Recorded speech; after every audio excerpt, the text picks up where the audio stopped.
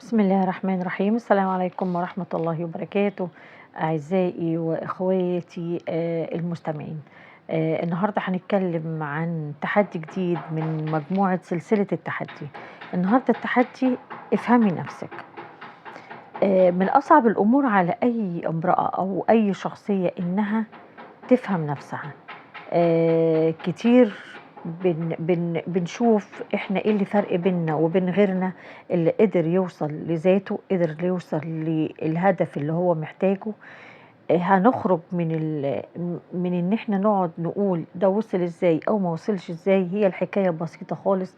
اللي وصل ده عرف إن هو يفهم نفسه صح، رسم رسم خطوط عريضة وبالتالي مشي عليها عشان هو فهم نفسه.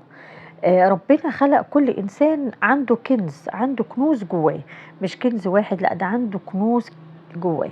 الفرق بينك وبين أي شخصية عرفت نفسها إنها رسمت الخطوط وإنها حطت إيديها على الكنز ده وعرفت إزاي تستغله، وعرفت إزاي إنها توصل للهدف اللي هي عايزاه.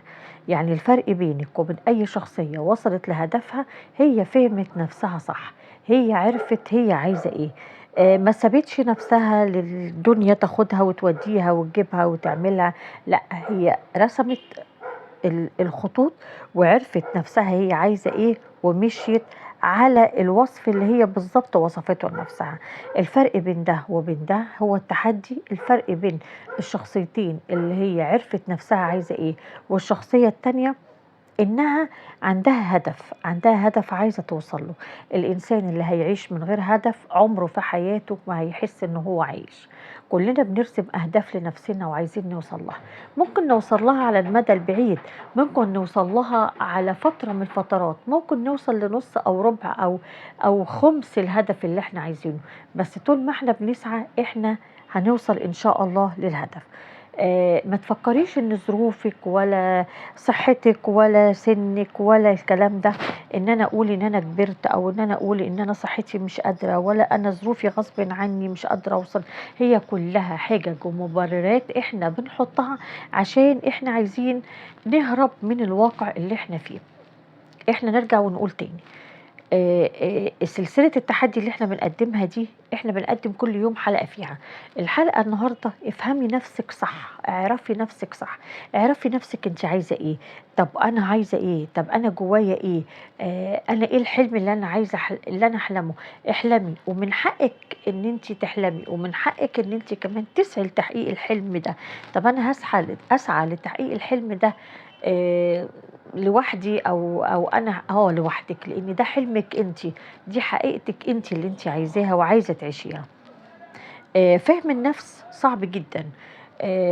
ودي محتاجه معاناه، محتاجه ان انت تقعدي تتكلمي مع نفسك بصوت عالي.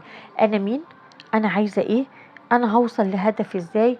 انا هقدر ان انا اوصل لهدفي في مرحله قد ايه؟ دي الخطوط العريضه اللي انت لازم تحطيها لنفسك. طيب، ظروفي، لأ أنا ماليش دعوة بالظروف، ماليش دعوة بعمري، ماليش دعوة بكل الكلام ده. لازم تختاري. وما تخليش حد يختار لك ولا حد يقول لك طريقك ايه ولا حد يقول لك هدفك ايه.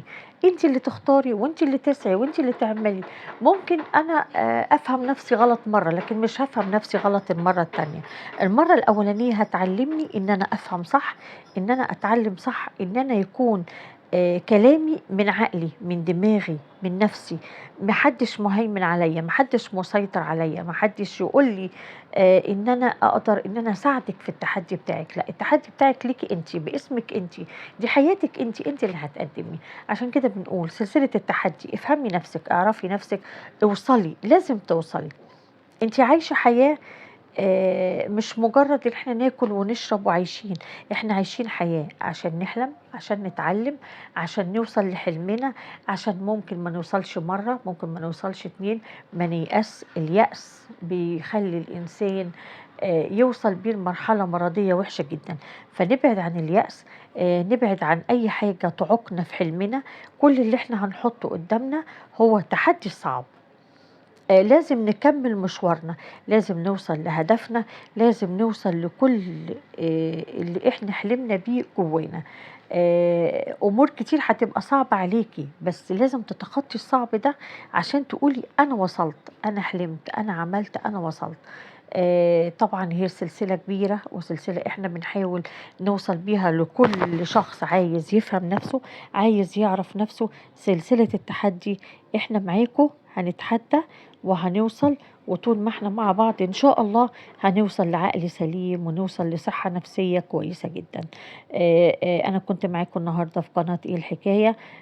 هويدا معاكم، كل يوم بتقدّم لكم حلقة جديدة، كل يوم بتقدّم لكم تحدي جديد.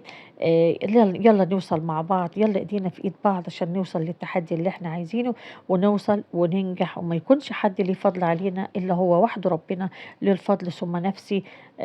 طبعًا أنا عايزة أقول لكم دمتم في رعاية الله وأمنه، وأسيبكم في رعاية الله وأقول لكم السلام عليكم ورحمة الله وبركاته.